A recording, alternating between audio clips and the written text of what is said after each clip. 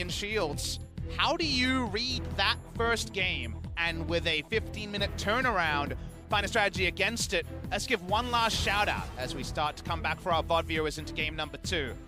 Isn't the Orin ban a smart one in hindsight for game number 1? Because a bit more hard initiation is what they tried with the Gragas, not quite Orin when it comes to non-committal long-range engage to stop Ezreal from just winning the game. Yep, not to mention the Alistar ban coming in there as well, and yes, doesn't necessarily have the range, but you can certainly just say, I'm blowing the cowbell, we're going straight in there, and get those flash headbutt pulves happening, and Marta is certainly the man that can do that, so we'll see whether they put more priority on that particular pickup as Kingzone get rid of the Tahm Kench to start things off. Of course, was one of their pickups in game number 1, but they're not going to see it. And Lee Sin finally respect banned from Clid. But do we ban the chief abuser of the top lane? Again, on Reddit, it was the Kennen Frostmancy, but in Korea, the first champion was introduced a few days earlier. It was the Karma top, who is so fast and so hard to kill. One of those champions you just don't bother ganking as a jungler because she's so annoying. And finally, the answer is yes now. Lulu top can still be a thing. Zillion top can still be a thing. You cannot ban out all the Frostmancy champions, but Karma is the most reliable abuser with an oppressive lane phase, even more so than Lulu after all the incremental nerfs to Lulu last time we had solo lane Lulu as a thing. So, see if we see any further bans is actually kind of interesting to see the Victor taken away by Kingzone. Yeah, of course, certainly a comfort pick for Khan, can be flexed everywhere as well. I don't like it on Teddy. As we've seen in the past, we want him on an 80 carry if we can get one. And I think that we need to step away from the Kai'Sa. If you're an SKT fan, I think we want to see a crit 80 carry. We want to see someone that can really make their way back into this meta. And Ezreal priority is certainly high up there. SKT, it would be a smart ban here, but they respect the Sylas. And we'll take that one away from Kingzone to potentially first pick it. And Cassiopeia, left available and locked in immediately. Might be the first time that we have the ability to see Def's Cassiopeia. But we have also started to adjust our expectations of Cassio down as the champion hasn't always performed around the world. Especially in the LEC, it's been struggling. We'll see where it is going, like you mentioned. Def still has games in solo queue on the Cassiopeia. And his Cassio win rate is just disgusting in solo queue as well. It got skipped over. Seen this skipped over kind of increasingly, right? Game number 1, I believe, was not picked or banned, which was very surprising. So I think almost for one of the first times ever in the LCK. Yeah. I think that Urgot has either been banned or picked in every single other game, as Thresh is another champion that has had a lot of first round of ban status. But do notice we see an adjustment here. This is not a utility first pick, it's a mid-range mage in Cassiopeia. Yeah. Could be a top laner, let's remember, who could go Frostmancy. You could certainly Frostmancy Snake. Well, let's hold our judgment on that one. This is the wombo combo, though. Alistar Cassio has been a dual lane, powerful bottom lane. We saw it lose, but the best case scenario is headbutt Pulverize into Miasma, where you CC for a very long time, and you take a lot of guaranteed damage. There is Q nerfs and Miasma nerfs, so the first max and the final match have been nerfed. A lot of hovers here. Pawn played a game. He did, but it was not good. It was forgettable. Yeah, please, no. It's please God, don't ever bring it back up again as LeBlanc locked in. All right. Pawn just blind picking it. I mean, theoretically, because Faker certainly has been the one to play the Urgot, but it was first ban last time. Blue side ban by SKT, available, and one of the few champions who's blind pickable, however, could still be Rascal on the Cassiopeia top, so we don't know for certain that we know the bot lane of Kingzone. With confirmation later. SKT, what do they make? They see that Ezreal is open. They will be locking in Ezreal, so maybe SKT will be the team with extra wards in this particular game. Remember, even after the hotfix comes in next Wednesday, duo lane Ezreal taking at some point the Frostfang or starting off with the Spell Thieves is a possibility because it's about having a duo around and, well, it's a duo lane champion. So that's something that might stick around and linger and need a different approach by the Riot Balance team. Maybe it's fine, maybe it's not, hard to say. Interesting ban here. A Camille ban to remove a guaranteed engager. I wonder whether it's banned at Rascal or Cuz, given that Camille jungle definitely feels rough, but is possible on patch 9.3. Yeah, of course. You're just not as healthy throughout that jungle, but it does feel like Camille's almost been bashed completely out of relevancy. It has certainly been how people have reacted to the patch so far, however, still early days. Of course, Aatrox, speaking of nerfs, is going to be banned. Cuz certainly showed that it was a powerful pickup in the jungle especially. Nocturne, the response here from Kingzone. We'll see what the final ban is here from Kingzone. kind of getting into the dregs of the jungle pool, if you think about it. The Lee Sin ban, much easier for Kingzone to ban on blue side, of course. Yeah, Olaf stock up extraordinarily high at this point. Almost seems like an auto lock, right, for Teddy. Yeah. You'd have to imagine to pick it up for Clid. We'll see if they agree, but Olaf looking very, very powerful. Do wonder if we'll see some jungle Jarvans considered. I think it's pretty decent on this match. Yeah, I think it's not too bad. Jax is available as well, That's true, though. and Xin Zhao. So yeah, okay, so a few things. we've moved away from a lot of those, at least in our first series of the week, but they do have power options. This would be... Still a flex? Yep, be a flex Jarvan on the side of SKT. So sometimes you speak and things come true. Yeah, nice work, Bob Smithy. Cuz Jax available and would be a nice pickup here, I think, on the side of Kingzone. Does a lot of everything, so I think it's the right move to go here. Also, just a very standard pick for Cuz, and pick Comfort if you have to pick Blind. And that's certainly what they have to do. Of course, the inkling is that that's a Jarvan jungle, but Jax is more than happy to go into that matchup. We know it's not an AP Jarvan support, so Yes, I'm happy. Thank God. Not a huge fan of that. Damn you, Spirit. Yeah, I know. Making people think it was good. Vladimir left open really late in the draft. Goodness. And if you think about this, that will mean that Deft will be on the Cassiopeia bot side of the map, but think about the pile-in damage that this comp has available. Plus, they do have physical damage coming from the Jax. And they've got 3 people who could have been building some Frostfangs, but this would be a change. All right, okay. Deft wants to go back to the Kai'Sa. You were calling for Kai'Sa to be dropped after they lost in game number 1. Yeah, I mean, if they were going to go on 80 carry, they still had options for Deft. The Sivir that you mentioned, very high priority, could have been picked up, but maybe didn't want to be played into this lane from SKT. And it does end up being the Cassio top after all. It's why I was holding judgment. Baker going to be jumping on the Lissandra most likely. Could again be a change there, though. There's so many mages, Atlas, and every time you see someone who could build just that little bit of AP, you wonder if the wards will be littering the map once more. Well, certainly on the side of Kingzone, they do have a few options here, and even Deft, I mean, he can build some AP if he wants to. If he feels like going into a Frostfang, he can, but won't have the Klepto available to him. Here on the Kai'Sa, we certainly learnt that Kingzone don't need Klepto in order to pick that one up. In fact, they only had one, and it was on the Ezreal, who builds it anyway. So likely that we'll still see a whole bunch of those Spell Thieves. TPs, heals, potential gold generations. The 1 week meta. If you're joining us for game number 2, Kingzone DragonX, surprisingly to many, taking the win in game number 1, but feeling really ahead of the curve. They had read the meta very, very well. Vote was put out there and did not pass, so we do not have the hotfix in Korea this week. There was 1.5 weeks worth of prep time, and it seems like some teams have been prepping the Frostmancy. What does it all mean for game number 2? Some previous OPs like the Cassiopeia conspicuously available. The Urgot, after sitting out, surprisingly, with no changes in game number 1, is back for game number 2, and Pawns LeBlanc, target banned, will be running around in the mid lane. Also, the bans, like you say, were under the LeBlanc and on the Cassio, also both of them now in the hands of Kingzone. But SKT now, they've got their tried and true combo of Ezreal, Lissandra, and Urgot. They made this look almost nigh unbeatable in the Casper Cup. In fact, the only games they lost were when they had to play different champions than these particular solo lanes. Will it still prove to be something that they can use, though, in this, the Frostmancy meta?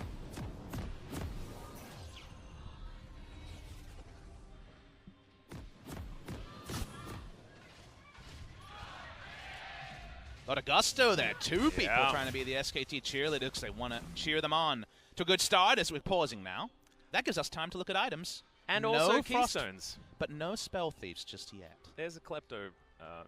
So there's going to be a Spell Thieves a bit later. Yes, there will. That's crib notes. No Klepto on Rascal. Doesn't mean we won't be seeing it, as we saw already. A victory for Pawn on the Hail of Blades, but no Kleptomancy LeBlanc.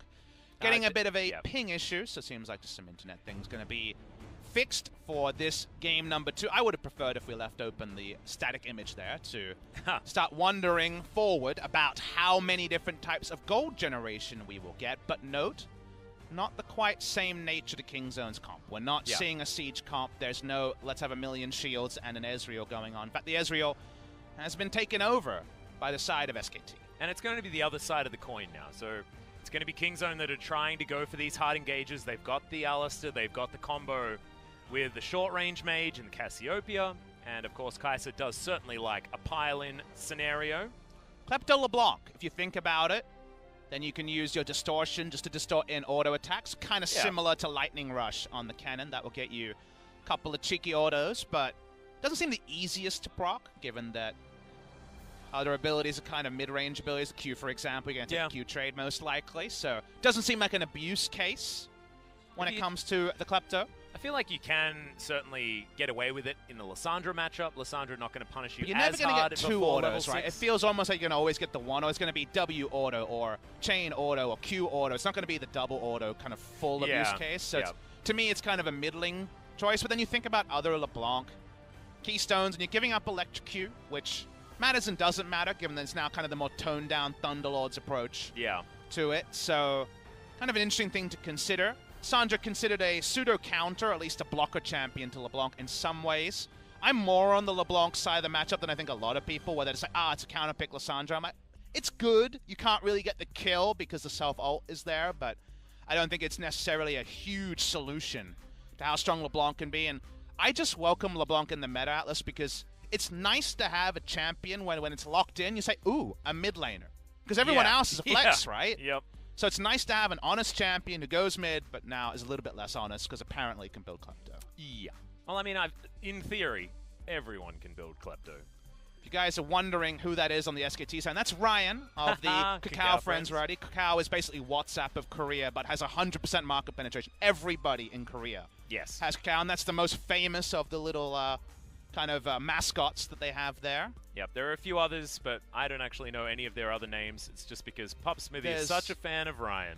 I am a huge fan. You are the most gigantic Ryan fan. It's almost weird. We got the confirmation by those frame drops rather than actual ping issues. So just a performance computer issue, not an internet issue, thankfully. And we return to the game. The cheers are already done. The jeers for support items are going to have to be held, at least to the first back. Yep. And the Relic Shields, we're not talking about those. The supports, they have fine items. Absolutely great. Really good stuff. It's the other items that we might have some problems with, but not just yet. And Khan, Papa Smithy, has gone for Comet, which is a new one. I think we've seen it once before, and you see it in solo queue a bit. It's not Unsealed Spellbook. Yeah. So it's a bit more laning. Probably seeing Cassio and saying, now, this Serpent hurts, because it's, not a melee champion, but Urgot's not that far away from a melee champion, and Cassio does out-trade melee champions and short-range champions pretty extensively. Pawn just poking in, hoping to get an auto attack off and a Klepto proc, and investigating what's going on at the level 1. Yep, and that ward is going to give SKT full vision of that one as well. Faker was thinking about gathering Where's the auto pawn? Oh, we missed it on screen. Yeah. Here is Pawn's Runes, going Ravenous Hunter and Taste the Blood. This is what we see at almost every domination tree now, just because you get Sustain, or it kind of feels like Spell Vamp, that isn't available elsewhere. So we see it in pretty much every lane matchup, and that's already 2 sacks of gold for Teddy.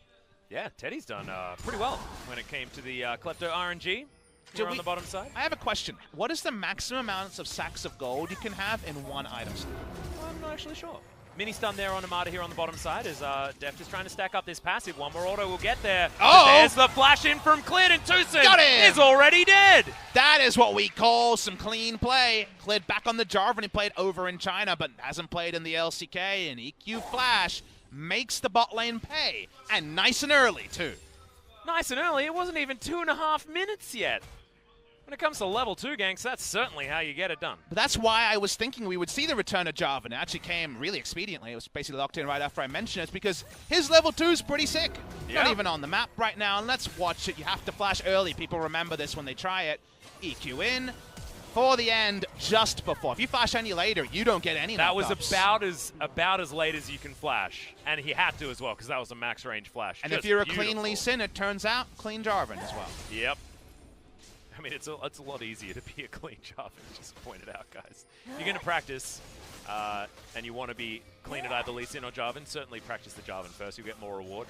Now, Cuz can also do pretty disgusting things from level 2 onwards. The move we always saw Marang do when he re-debuted Jungle Jax was Q onto a ward and then flash with the Counter-Strike up.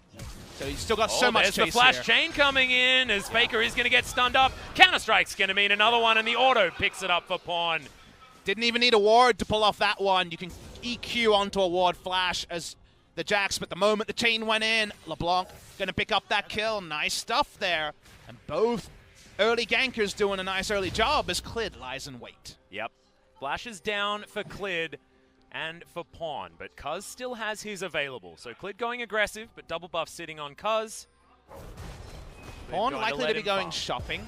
He got the gold here, so he gets his Frost Fang first of the game on this back. Definitely the back timing you want, so you can start farming that up. Yep. Let's watch the replay here.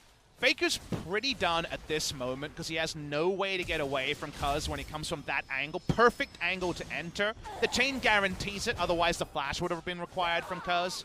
They pick up the kill, and Jarvan just not in position that time for the counter game. Yeah, of course. Faker, a little bit unfortunate, was tagged by the chain before the flash, but Pawn had it in the right spot and flashed for it, so that would have hit anyway, given the line that Faker took on the flash. So just a really nice gank attempt there from Kingzone as Pawn just frustrating Faker here, getting out of the way of all these circles of frost. See if you change your skill order here. Do you consider putting more points in Q so you don't accidentally kill minions? I wonder. With the distortion. Again, we're learning this on the job right here, so... It's this new thing where you have to avoid last hitting, yeah, which is the most opposite way of thinking ever. It's often hard to not last hit, because you just have AoE on abilities, right? And that's just... Yeah, I guess. And then there's even just tendencies where you might just stuff up and last hit because you're so used to it. Turns out 9 years of practice, 10 years soon, remember? 10-year anniversary of League of Legends later this year have certainly warped things. Well, there's the flash sustain, but Khan's going to miss it. And Rascal is going to do so much damage. Khan was going overly aggressive, and now the EQ comes forward, and Rascal has to flash to get out of the way. Got baited by Khan's mistake, and then ends up having to trade flashes. The end actually gives SKT a better result than perhaps they might deserve. Going for the kill, Q just misses onto Rascal. Yeah, that was close. That's 2 disdains that are going to be missed, but... Getting the flash out of Rascal, certainly great news. Bit of a consolation prize. Very soon, It almost feels like Rascal felt sorry for his old teammates. I'll just flash as well, mate. Don't worry about it. Yeah. But he didn't need to move that far forward. Just Rascal getting a little bit overly excited. If Clid had missed his EQ, then you go in, right? Because there's nothing to make you pay. But he still had his abilities off cooldown, so it's very peculiar for Rascal to walk that far up and end up having to use his summoner. Lust for a solo kill on his old teammate, I guess, from Rascal.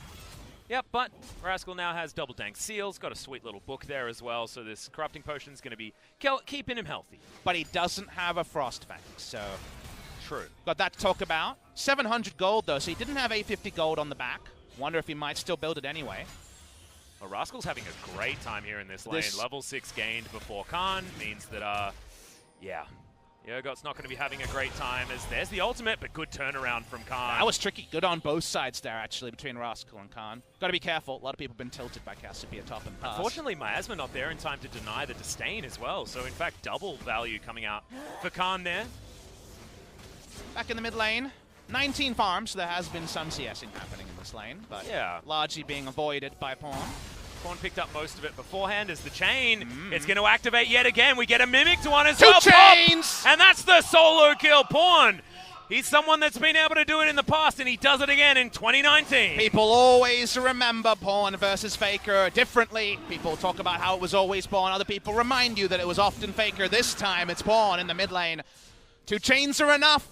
And that means suddenly the job was well done when it comes to actually Frostfanging because he gets the extra gold here of the solo kill.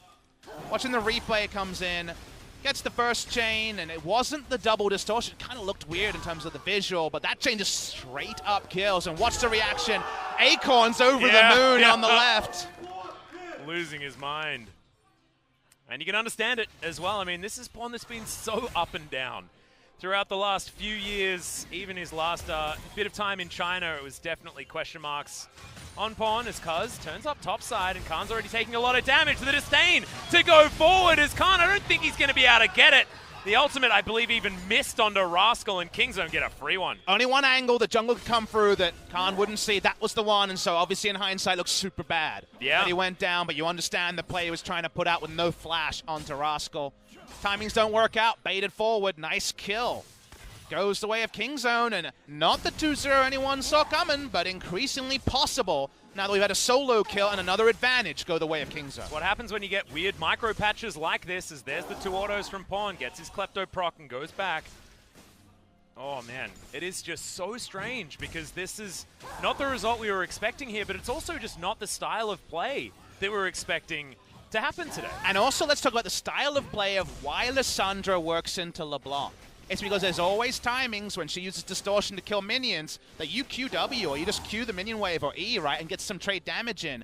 How do you actually pull the trigger? When do you actually get time to get trade damage onto LeBlanc when she never has to distort in range if she's not guaranteed to be winning trades? She's not focused on farming at all. It actually warps a matchup that people have traditionally seen as very Lissandra at minimum 50-50, let alone favored. Yeah.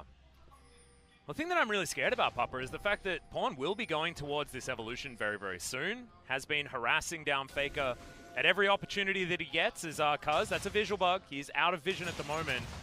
And Rascal looking to put the screws in. Cuz has got flash. Was that miasma that disappeared? Wait, okay, that was a visual bug. We are visual bugging like a million different Man, times. I'm how just can so this confused. patch be the one with visual bugs? There's 0 CS everywhere, and that's intentional. I know. Well, Rascal, he's farming. That's not a visual bug. He doesn't have a Frostfang. The He's best playing one I real saw League of was, I Legends. think, OPL, where it looked like a Xinjiao Yeah, walked I into remember 100 that. range to watch two people hardcore fighting, when in reality he was chilling in the bush. Yo, He was just like, ooh, nice fight. I needed to come up close with my magnifying glass. I guess so. Well, Deft, I don't know why he has 2 longswords. So we'll see what he's deciding to build.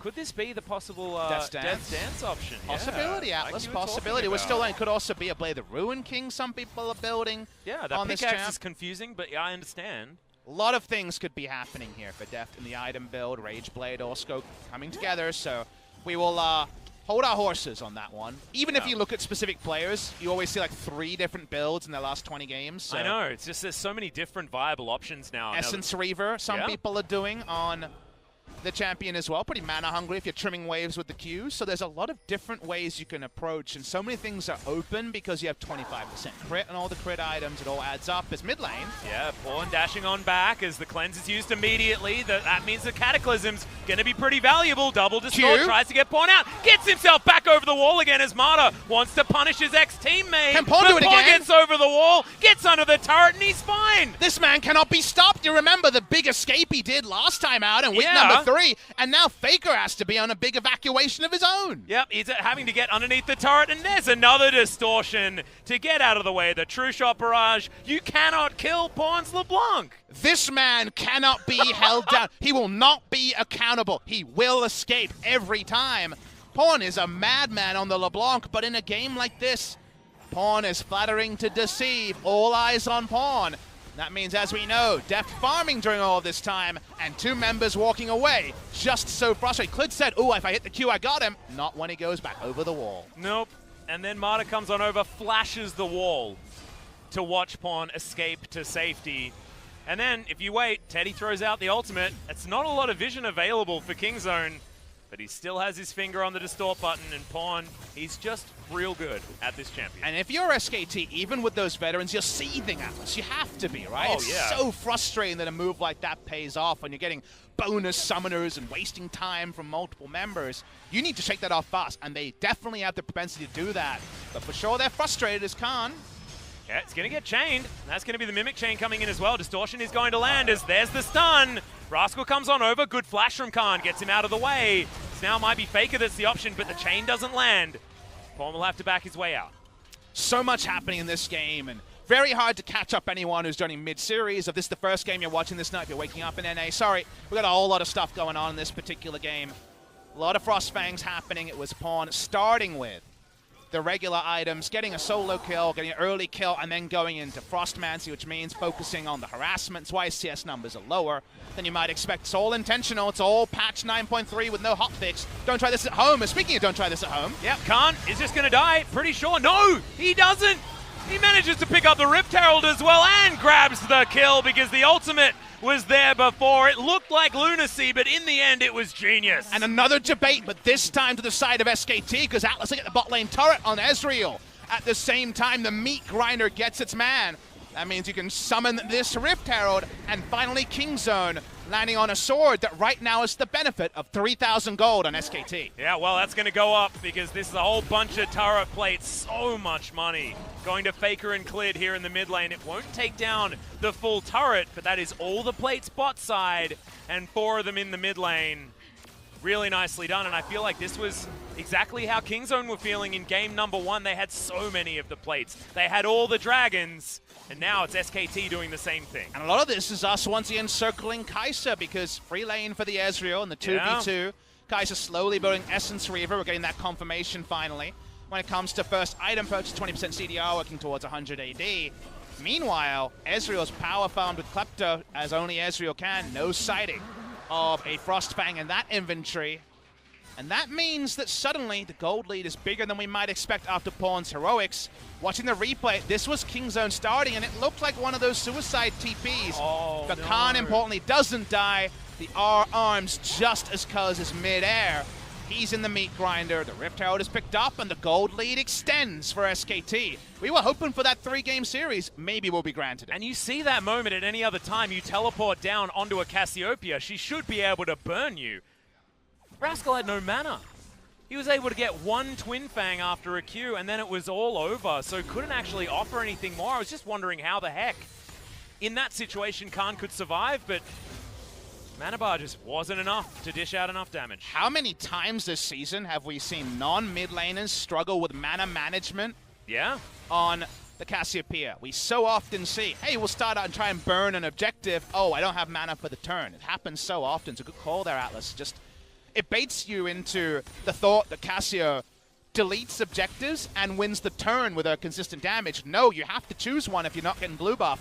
Speaking of blue buff, he actually claimed this one. How hard is the contest here? Jarvan's going to walk up. Gets it. No. Unfortunately, you just don't do that much damage unless you're Spirit, who builds AP. Hook not going to land there onto Tucson, but does use the ultimate. That was an odd reaction, thinking that that hook was definitely going to land. It wasn't. True Shot Barrage. Oh, you should have soaked it, Tucson, just to make up for the fact that you used the ultimate. It doesn't. Cleared on the top side. They want to take down this outer turret as well as Pawn under the turret, just trying to harass down Faker and get himself some more money there as well. Not the same littering of wards. In fact, SKT controlling the wards, despite more being available to the side of Kingzone, means they can run things around. They have the priority in this zone, and Double Mountain means there's no uneven trades, right? The speed is always going to be on SKT's side. The need for speed right now propelling them to this very decent gold lead. Eventually, this should be picked up by the duo of Kingzone Cuzco, Cinderhulk, but Trinity forced to follow. A lull in the item purchases, it feels like right now. For Kingzone, their item purchases can't match Ezreal and his clean 2 items, and really everything being fairly clean 1-item power spikes on the side of SKT. Yeah, exactly. And I mean, I don't know about Essence Reaver on Kai'Sa as a 1-item power spike, but if that last exchange told me anything, Teddy's got a better one because he's already got 2 items. It's definitely the least oomph for a first item because new Essence Reaver is a bit of crit, a bit of AD, and mana back. That's not actually Stormrazor mini crit or Infinity Edge real crit. It's just a building block, as it often was in the past. So yeah, because of that, it's an item that you want to have to stick around in lane longer, but unfortunately for Deft, I mean, they've lost all of their outer turrets already. It's no longer a laning phase. Definitely, if you compare the items, it's, man, I'm strong now versus can I come back in a while. So this is the sort of power trough that it doesn't feel like Kai'Sa has had for a long time. Ever since Prey moved away from the first ever Kai'Sa build and went for attack speed first evolve, we saw from there really powerful 1-item, kind of 1.5 item spikes to always guarantee something was spiking early. Right now we're very much in the wait a while phase, and Kai'Sa's been losing a lot today, and right now doesn't offer much as SKT in a similar spot to Kingzone in game number 1 when it comes to a huge agency lead around the map. And there was a 3,000 gold lead on Teddy. Yeah. On this Ezreal versus the Kai'Sa, so that's what happens when you get basically trashed in lane, and now you can see the aim for SKT is litter the bot side with wards and try and crush down here. Just so much vision available, and that's without Frostfang's Papa Smithy. Not sure how they were able to do it. They've done it, making it look like the map that Kingzone created in game number 1. So right now, it feels like Kingzone aren't in a position to truly fight back. It's not white flag. They can still play 3 lanes pretty extensively, and LeBlanc is going to be able to side lane just as happily as the Lissandra, but definitely a lot more tricky this time. I'm happy to see SKT kind of stick the landing after potentially just being tilted off the moon by Pawn's escape earlier, and made some good decisions, and like you say, playing through a monstrous Ezreal who can even double down on being ahead in the mid game by taking a Hex Drinker for some more guarantees of being fine in basically every scenario. So because of that, Kingzone now, you make the wrong move, things can go the other way is bot lane. Yep, Claw pretty good at getting Faker out of trouble there, so Kingzone unable to actually lock him down for long enough. Does escape. Would have been a great opportunity there for Deft, who does still have the killer instinct available, but couldn't get the tag onto Faker, unfortunately, as Rascal not going to get hit by the first one, but if that Mystic Shot had landed, that would have been an ult that would have killed. Yep, we get to see these Ezreal numbers. Again, NA was seeing some great Ezreal play. Bang had a big one. There was some other great Ezreal. Sneaky had a great Ezreal game on the weekend. Had a lot of time to watch LCS and LEC, so I feel like they're seeing what we were seeing in the past, and maybe we'll see that Ezreal nerf come in at some point. Pick and solo down slowly onto this cloud. I've seen some Cinderhulk, Jarvan, just to be a frontliner, but it's back to Warrior, kind of Warrior into Kindle Gem. We'll see where this goes. I don't think it'll be Black Cleaver. I think it'll just be like a Knight's Vow or something to be utility on the next engage. We'll get that confirmation later. Remember that Cuz is building that expensive Trinity Force, and for now, only has a Phage and a Dagger to show for it. Yeah, still trying to get in there. I actually really like that he's gone for the Trinity Force, though, as he gets the smite onto that big Raptor, because he is a large portion of the physical damage. Even Deft is going to be doing some of the magic work. So Cuz wanting to frontline there a little bit with this double AP comp. It gives him another champion that does scale very well with items. If you're struggling to get global gold and get advantages, having an ability to have some insurance in the late game, as Khan's going to get tagged by Pawn here. Watch this though. Remember that Khan actually has the benefit of playing against double AP. So he's already building magic resist. Yeah. There's no need for a Righteous Glory. He's happy to go into Adaptive Helm. And damn does it help him here. If he was against mixed damage champions that could both take him in lane, he'd be stuck between a rock and a hard place trying to itemize. But LeBlanc wants to run away with this game in the side lane and keep procking gold on short-range champions while having kill threat. The kill threat part isn't there, and that means it's a bit more of a ruse around Pawn than a different game where he actually had solo kill potential on the Urgot. Well, now SKT are looking for a way to crush down on these inner turrets. At the moment, Kingzone have been pretty comfortable, just playing back, playing as defensively as possible to try and weather this storm. Get themselves this Kleptomancy LeBlanc online, get more work done. Pawn, you can see, just chilling in a side lane, has himself the blue buff, and a heck of a lot of CDR, so the distortions will be coming out left, right, and center. Another bad feels for the Essence Reaver is you still want Rage Blade to double proc the passive. It's so strong with the plasmids.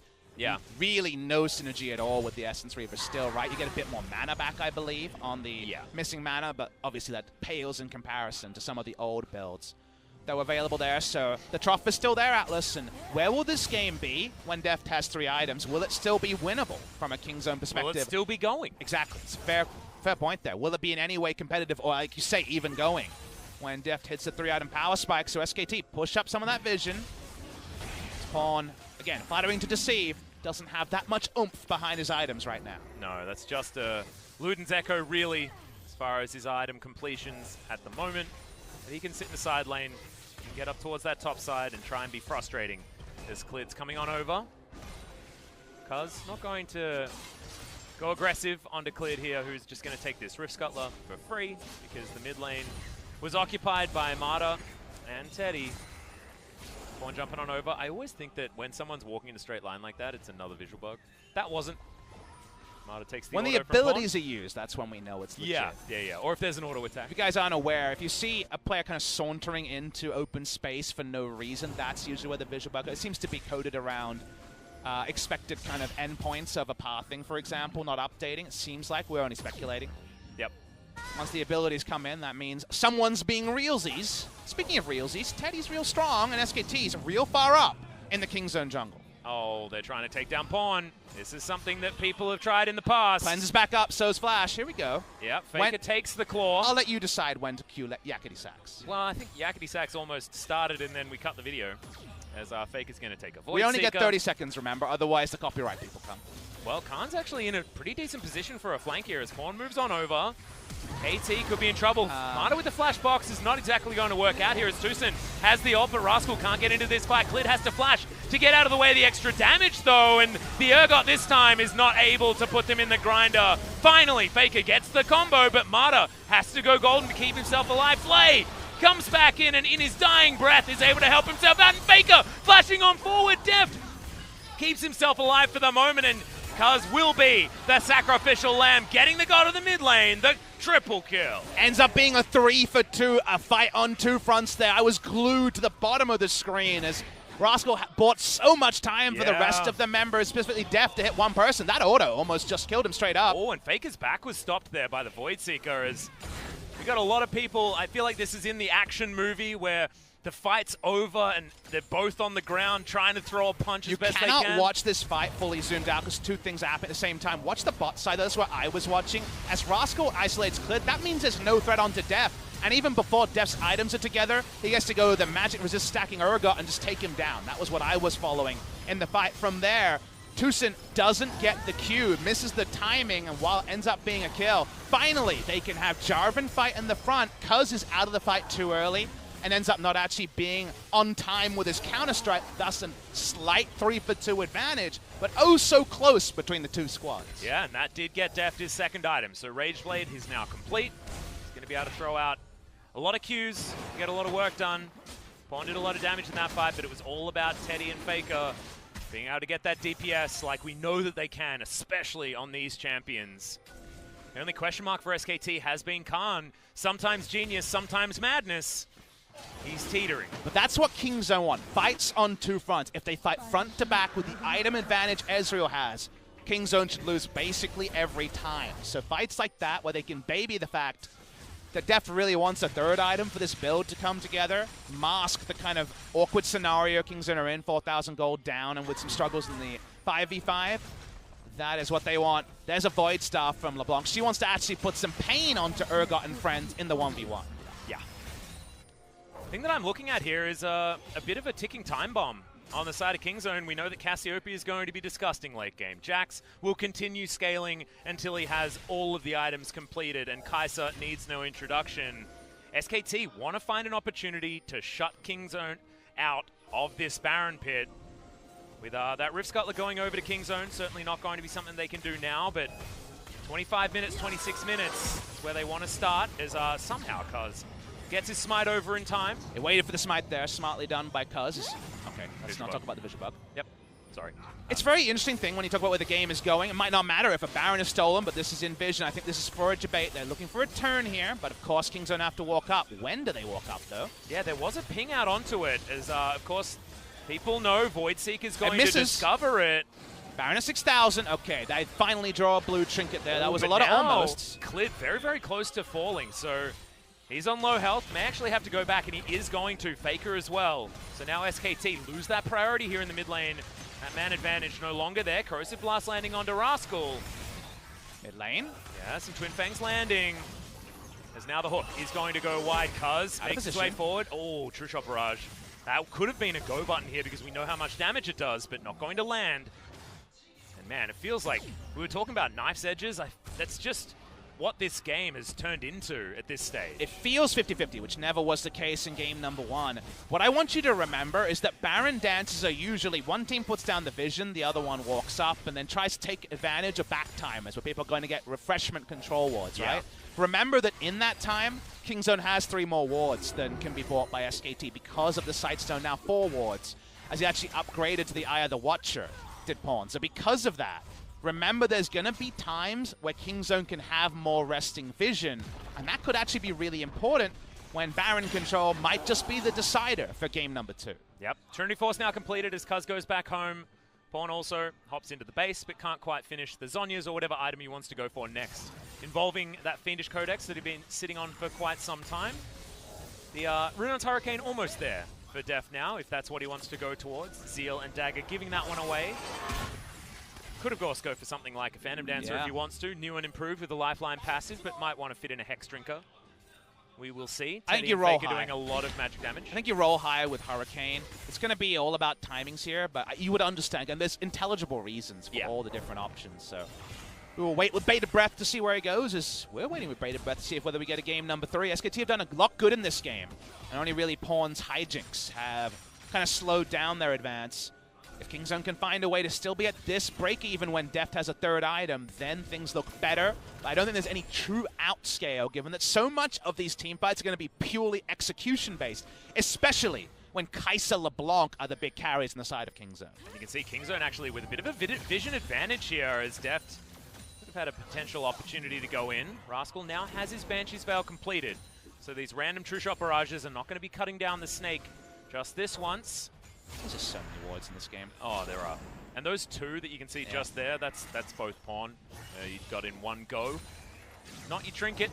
Urgot's walking up. Yeah, actually going to get headbutt pulp there. Void Seeker's going to land, so cleared. Could get jumped on with the Killer Instinct, but Leap Strike going to get Cuz out of there and True Shot Barrage. He's not going to land. Faker dives on forward, but it's only Tucson that he's able to get on top of, and that's free hitting on the side of Pawn. Flash has to be used from Nada, and that's going to be Faker dead, biting off more than he can chew. He had no backup there. Urgot was nowhere near the fight. There was no one in the front line, but they're trying to turn onto Pawn. He has to flash away defensively there. Teddy smartly sticks around with the control vision. That was just a claw the rest of the team couldn't follow, as Urgot out of position to make that a natural engage. Yeah, and that's 4 deaths actually for Faker, who's been a little bit overexcited, Cuz able to get the smite on the big Raptor there as well. And let's see this one again. It looked like it could have been the God play from Faker. So the mini stun into the wall by the headbutt is why Clid gets messed up a bit, but they trade health bars to the junglers. It's 50-50 at this point. Consider this play. Mata doesn't really have the ability to further impact this fight. Could flash play, I guess, but it wasn't realistic. They didn't have deep enough vision to actually go for, I think, a flanking play. So Lissandra just kind of dies for free, as Kingzone are probably surprised to come away pretty decently in that particular fight. It's mid lane. Oh, not surprised about that one, as Mata's going to go down, but they trade it for the Kai'Sa. Teddy is huge in this fight as Tucson trapped, and he's going to give away the double kill. Leap Strike gets Cuz out of there. And Pawn just has to watch on while everything goes wrong. And we can't translate that one because we don't know how it started. Cassiopeia is in base when this starts. There's no other threat there. And Def going down should mean a Baron start. No smite can be switched over to Khan, but Teddy does damage. And it's got the smite to clean this one up. Seems like Kingzone just giving up on it. Yep. Teddy just has way too much damage. It's Kingzone trading it for a Mountain Drake, but that's Mountain Drake versus 4 dragons. Yep. That SKT have already picked up. They don't give a heck. I was going to use a swear word. You can say hell, it's fine. All right.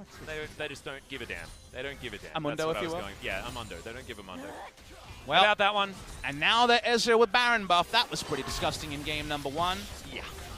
And now, even the Drake win condition, because problem here is, now they took the Drake and got a Mountain Drake, but unfortunately the enemy has a 35 minutes 30 Elder spawn.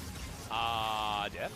Yeah, this was Deft going all in onto Mata, and then Clid walks up. They didn't have vision bot side. That was just Teddy teleporting in and hitting him with 2 spells.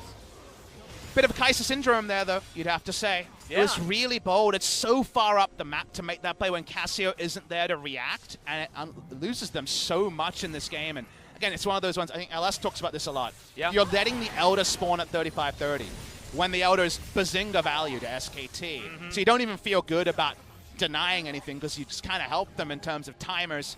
No map control here for Kingzone. Hard to push up and get those Sightstone wards down on that Eye of the Watcher, so we push forward to SKT. They got a lot of siege going on, and the wave clear from Kingzone, it's pretty abysmal. Yeah, and Def's ability to withstand True Shot barrages is also in that category. He'll go back home, he'll get that health bar back again, but it means he can't help. With this wave clearing, they're going to need as much of it as they can possibly get. Pawn trying to dive on over, get anything onto Teddy here, but he's got a Mora Malmodius. He is not bothered. Rascal at least has a Banshee's Veil. That's the dive in. Okay, Clid going to take half of his health bar, but that's not too much to worry about. And the trade is Inhibitor Turret in the mid lane. SKT very happy to make that one. Trading a health bar from a jungler, certainly worth it, as now Teddy working on this Inhibitor, and he just does so much damage. Ezreal, a pretty silly champion as dictated by this particular series. There's no real force on the side of Kingzone around the side lanes with the LeBlanc chains, yes, but now no flash onto Tucson for a flash up a Pulverize. Don't think that Jack's going to be diving in either, so kind of at the whims of the siege the Ezreal's providing. Series is so far going towards the Ezreal team every game. Yeah. Push forward, they try to poke them out, but SKT are pretty robust. Even the Ocean Drake can be helpful here. They walk up again, what can they do? Well, they're going to go for it. I believe that was a flash engage from Rascal, but didn't manage to yell at anyone. He's just causing a ruckus, and no one's there to hear it. No even Miasma headbutt Pulverize interaction that we were alluding to in the champ select. Felt like just couldn't get in position because Tucson didn't have the flash to really find his spot. So SKT get out like bandits. They took down both inhibitors. They get away. Elder spawns in 2 minutes. How will Kingzone even be in position to fight for it? Ended up being rapid fire cannon after all, so a single target build. The BF sword is there, the IE dream is there, but don't know if that dream's going to come to fruition with how far ahead SKT are at 33 minutes. Yeah, and is it going to be the Stormrazor as the fourth item? Could be an interesting option here for Def to have a little bit more of that burst damage, but still not entirely sure. I'm wondering where the Stormrazor really fits into a lot of these builds. I like it on, say, a Caitlyn after IE double Zeal. I feel like that feels pretty good. Yeah, I feel like Infinity Edge is probably pretty value here. I think, yeah. You've already got 50% crit, so might as well get 75% crit and the extra crit damage of the IE. But I think we'll see Stormrazor sometimes item. Oops. Yeah, and Khan's going to get missed by everything, and then still flash to get himself out of the way. So, you know, value there for Pawn, trading some buttons for an F. But they're way out of position, so the F might be the loss here for the side of Kingzone. Well, moving forward, our SKT, and again, we wonder if there's anything Kingzone can do to stop this. No Baron available as Cuz trying to do what he can. Banshee's Veil removed as now Def just getting poked out by Teddy once again. And the turret is going to fall. It felt like it was at about half health when that auto attack landed. True Shot Barrage landing, and Def almost gets picked up by that. Even through the healing of the fountain, so much damage coming in, and not the same damage from Pawn anymore. SKT walking up their information. What can Kingzone do to stop them? Seems like not much. No, but Faker takes himself down to about half health. This is the last inhibitor. Teddy wants one more auto, doesn't get it, cancels it after that one as Pawn clears out the minion wave. But SKT, they can just create all the space that they want. Nexus turret number 1 doesn't fall, but it is so close. No real way for Kingzone to cheat through here. The map hacks of game 1 are in the rearview mirror and then some. SKT in a more honest game number 2, trying to brute force, trying to make this happen. Not much left on the map to stop them, and an Elder Drake to go back to if they want it. Slight flash advantage here available for Kingzone, but that's the only real good news story we have. True Shot Barrage picks a gap. The Kingzone do at least alleviate the pressure in their base, but I have a feeling that's because the Elder Drake's live, and SKT want to just take that and end the game. Even easier, Atlas, if you want to go for the thing that Koma can't say anything about. Take the Elder, back if you need to buy some items, run to the Baron, and hey, you want to fight against 4-stack Elder while we're doing insane damage to a Baron? Probably answers no. Take the Baron, it's 3 inhibitors down, really nothing that Kingzone can do. There's that Ambition signature for Clid on his back. SKT just lying in wait for anyone trying to put down wards, maybe even trying to one-rotate LeBlanc if she distorts over to put down a Sightstone ward. Baron into endgame seems likely as here's Teddy, he's mad. Yep, True Shot Barrage does most of the health bar of Tucson, who still wants more. Teddy diving on forward. Okay, Deft wants this fight. He's got Infinity Edge built up. That is Seraph Shield for Teddy. He's basically got his own karma. He built it himself. Back to the Baron. Nothing that Kingzone can do. I think that's the right call on the Killer Instinct because you just throw it all out there and see if anything will stick, and of course the answer is no. So insanely tanky and a Thresh in his pocket. Baron goes down, and now they walk up, and Kingzone say, this doesn't seem very fair. First Kingzone, let's remind you of game number 1, where shenanigans ruled insanely. In game number 2, though, SKT have made honest men out of Kingzone, and that means we get a best of 1 for all the marbles. Exactly. It's going to be coming in game number 3, but this one isn't over just yet. 7,000 gold. The lead for SKT. They've got all the buffs. They've got only a couple of turrets to contend with. But Fat Lady not quite singing just yet, but she's well and truly warmed up. Fat Lady hasn't met this Ezreal. She starts singing, that's for sure. Yeah. The inhibitor has. Double buff still for another minute, guys. You can see in the top right of your screen. Yep, cleared. Moving on over, just wants to move that wave in as well. True Shot Barrage not quite available again just yet, but they will take down this inhibitor. Next one to respawn will be there on that bottom side, and SKT looks like they don't want to take any chances. They want to be able to usher in these minions as quickly as possible. Def now does have a lot of wave clear options with the Infinity Edge now built up.